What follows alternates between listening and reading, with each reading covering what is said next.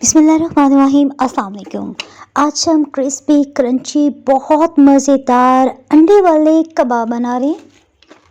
आलू 750 ग्राम लिए हैं। ये 1 पाउंड से थोड़ा ज़्यादा है। जैसे ये पानी में उबाला, हीट को लो कर दिया, छिलके समेत आलू उबालने की वजह से ना आलू का मसाला खुश्क बनेगा। जैसे 80% तक गल गया, हमने 3 घंटों को अच्छी तरह से धो के इसमें डाल दिया। पानी थोड़ा कम लग रहा है, सो आधा लीटर हमने पानी मज़ीद डाल दिया। आधी चाय की चम्मच से थोड़ा कम नमक। इसकी वजह से ना अंडे का छिलका बहुत आसानी से उतर जाएगा। मीडियम लो हीट पे हमने मज़ीद 9 मिनट तक इसे अच्छी तरह से उबाल लिया ताकि अंडे खूब सख्त उबल जाए ना।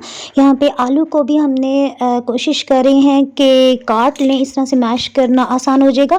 और अंडे को आपने जिस कदर हो सके ना फाइन चॉप करना है। बॉयल अंडे की बाहर की सतह ना थोड़ी मुलायम सी होती है। आप हाथों से भी इसे मसलेंगे ना तो बड़े बड़े टुकड़े छोटे नहीं हो पाएंगे। तो लाल रंग में हरी मिर्ची थी और एक हरी रंग की हरी मिर्च वो डाल दी। छोटे साइज का प्याज चॉप करके डाल दीजिएगा। यहाँ पे नमक 1 चाय की चम्मच और लाल मिर्च ये 1 खाने वाला चम्मच लेवल करके। ताज़ी पिसी हुई काली मिर्च का स्ट्रॉन्ग फ्लेवर होता है, या आधी चाय की चम्मच। खटास के लिए 1 चाय की चम्मच चाट मसाला।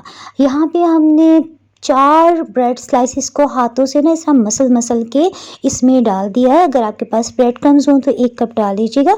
इस तरह से ना आलू का मसाला बिल्कुल भी नहीं बिखरेगा। आलू में किसी किस्म की नमी होगी ना तो भी ये ब्रेड के स्लाइसिस नमी को अपने अंदर जज्ब कर लेंगे। यहाँ हम दरमियाने साइज की आलू की टिक्की बनाएंगे। सो इसके लिए हमने अमेज़ा ले लिया और हाथों में गोल गोल घुमा लेने के बाद ना उंगलियों से चिपटा कर लेते हैं। कबाब की शेप दे दी हमने। इसके साथ ही 2 अंडों को हमने खूब अच्छी तरह से फेंटा।